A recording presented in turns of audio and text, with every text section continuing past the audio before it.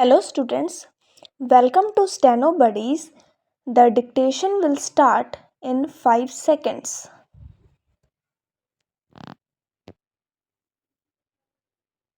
I have great pleasure in welcoming you to the 8th annual meeting of the All India Council for Technical Education.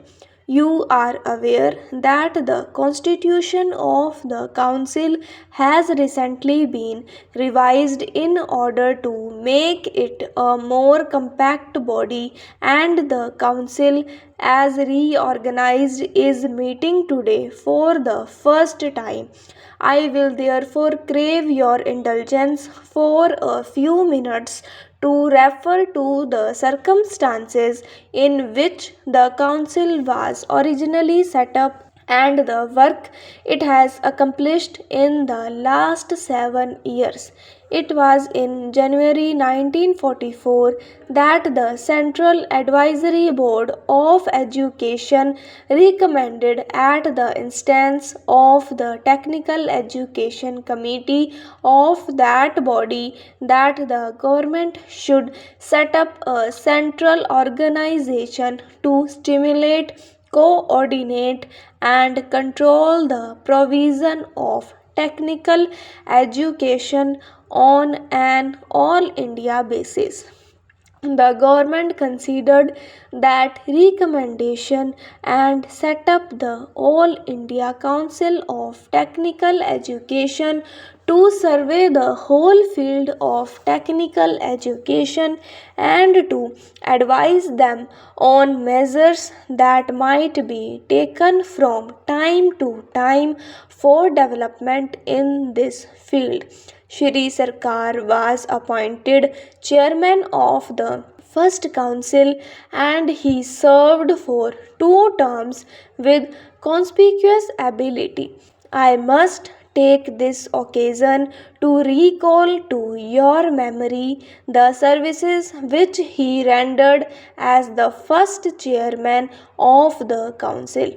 I am sure you will all agree that his death is a great loss to the cause of technical education in the country. In retrospect, we now see more clearly one of the reasons for the establishment of the council. After the outbreak of World War II, the government of the day felt increasingly that they must secure the cooperation of Indian national leaders in order to create the necessary enthusiasm for the war effort. They tried to associate leaders of the Indian National Congress with the government, but the Congress refused the invitation as the terms on which it was issued were unacceptable. The government realized that they must have at least a semblance of Indian support, and therefore invited some selected individuals to come into the Executive Council. They also wanted to prove to the world that even if the Congress leaders had not agreed to accept office, they were themselves anxious to develop nation building services in India. Those who accepted the British invitation were thus in a position of advantage and utilized the pressure exercised by them. I have watched closely the valuable contribution of the Council towards the development of technical education in the country since its inception.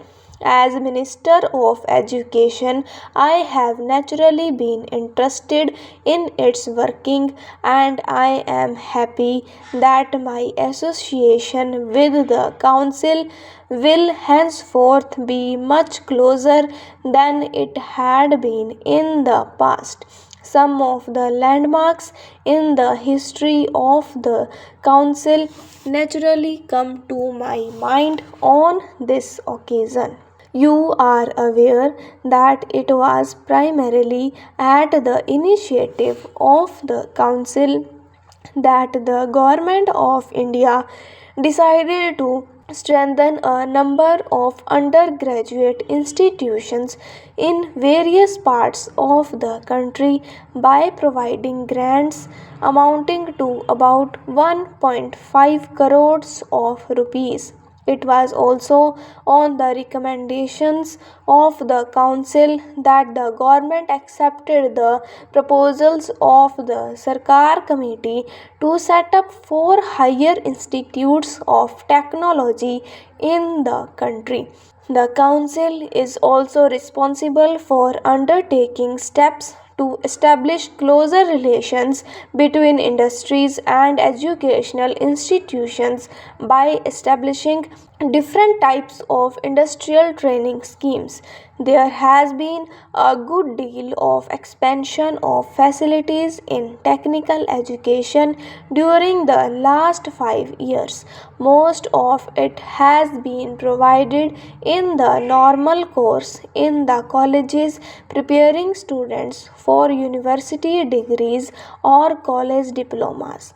I understand that the intake of engineering degree courses has increased from about 2500 to over 3700 in the last 5 years. The intake in engineering diploma courses has also increased from about 3000 to almost 5000 during the same period. In fact, there are some experts who hold that the expansion in facilities has been too rapid and that there is not enough scope for the employment of the persons trained.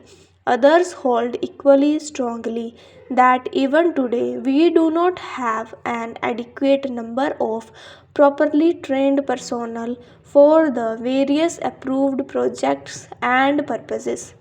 What is therefore needed is a review of our requirements not only in terms of numbers but also in terms of the type of training necessary.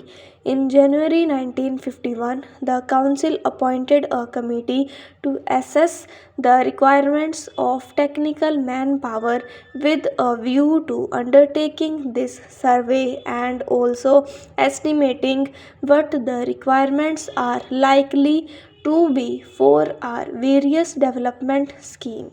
I understand that as the Planning Commission had not until recently taken final decisions on the various schemes, the committee was unable to come to firm conclusions.